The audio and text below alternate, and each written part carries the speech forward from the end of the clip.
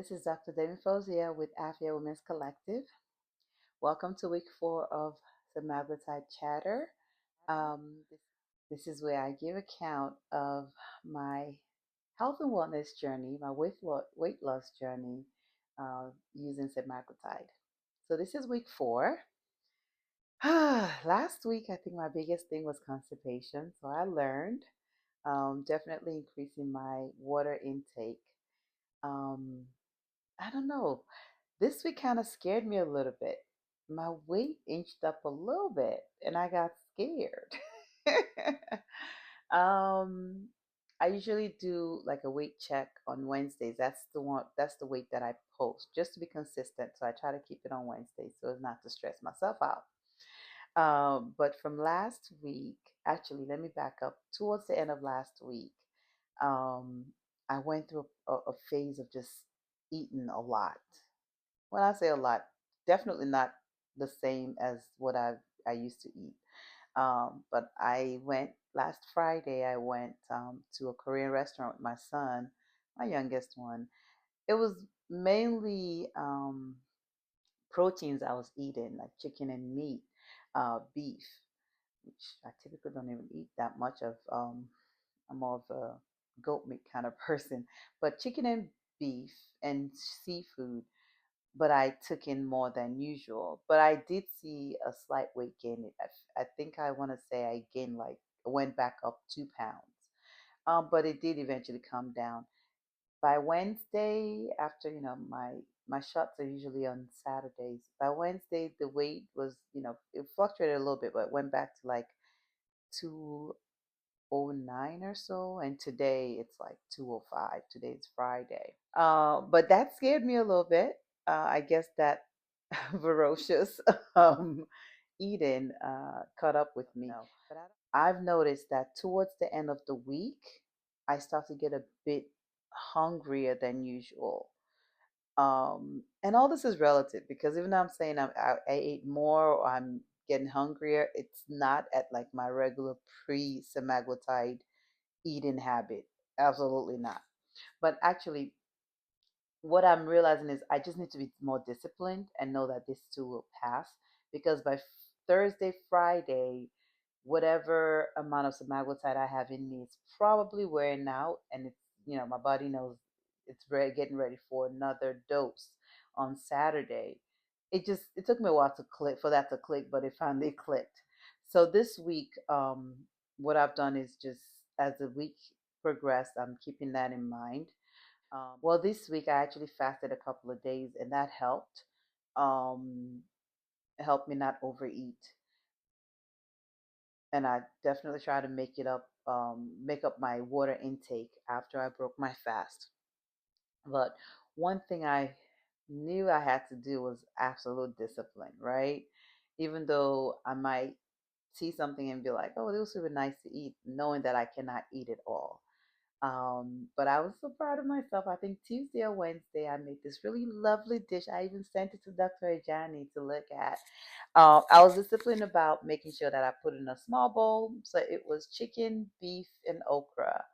And I spiced it up really, really well. Yummy, yummy, yummy food. But I just had to remind myself, I know I'm not going to be able to eat a whole lot of this.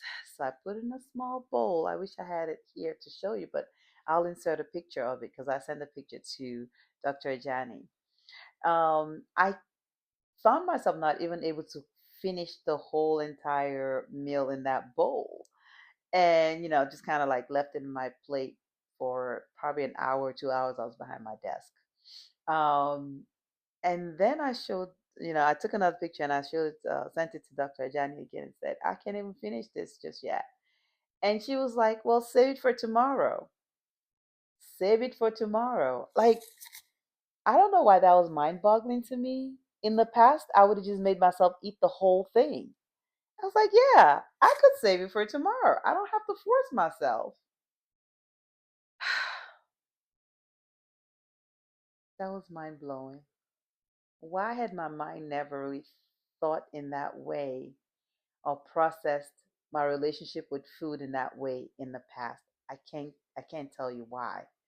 Um, but just part of when I say this is also a mental journey, it's not just the physical part of not eating or relationship with food, but also the mental and emotional relationship with food.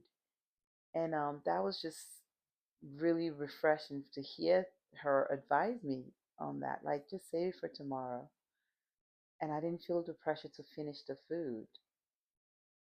So that's part of the things I'm learning on this journey.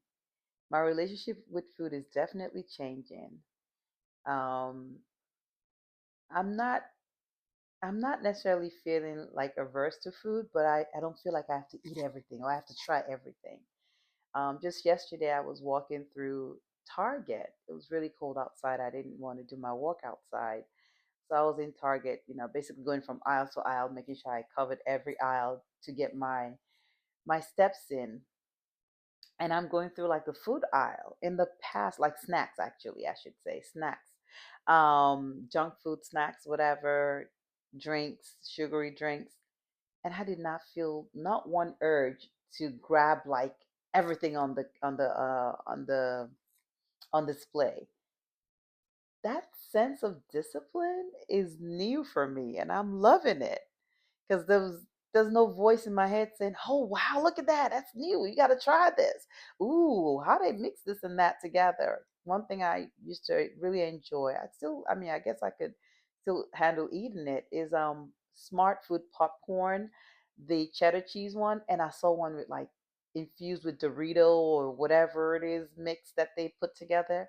In the past, I would have been like, "Oh, I gotta try that. Oh my gosh." No such thing when I passed by this house. Was like, oh, I noted it. I noticed it. I acknowledged it. I acknowledged its existence, and I moved on. So I'm loving this mental aspect of it, this emotional detachment from food, from junk, um, that I believe this medication is helping me to achieve. It feels good. I mean, I still have the urge to make good food, like really wholesome type food. I made chicken and broccoli the other day, with like cilantro chicken and things like that. I made that. So I still get some joy out of making this food, but not necessarily feeling the need to eat everything. So yeah, I'm I'm so happy about this phase. Oh, the other day, Wednesday, I went for a spa day with my bestie. I'll make a video on that on something else on another platform. And that was nice. What I loved about the experience, of course, just spending all day at the spa was great, and being with my best friend, spending the whole day with her, and just really doing something for our mental health was great. But I really enjoyed and appreciated how my bathing suit felt, how it fit on me, and how it made me feel. Um, I didn't feel overly bloated. I didn't feel lopsided. It was just kind of like, oh, I feel nicely in this. I know I'm feeling better, and I know that my clothes are fitting a different way, and I welcome that. So I'm going to continue to enjoy that and look forward to that from week to week. I love seeing the numbers drop on the scale. So I said I was like 209 on Wednesday, and today's Friday. I weighed in at 205. So I'm slowly getting to under 200 pounds. That's what I'm looking forward to, when I can be under 200 pounds. I haven't been there in ages, in too long. So I'm looking forward to that. I don't think I ever shared my weight goal, but I think it's like 185, 175 or so. Um, Honestly, it's not set in stone. I want to get to a point where I feel good, and I'm well on my way. Alhamdulillah, I'm well on my way to feeling good, to feeling vibrant in my skin. So I just, I can only imagine what that would feel like when I feel much lighter and everything fits much better on my body and I'm moving around with more ease. So yeah, looking forward to that. Well, that's all I've got today. Until next week, catch me on the next Semaglutide chatter. Thanks, and please make sure you like and follow and subscribe to this channel. Thank you.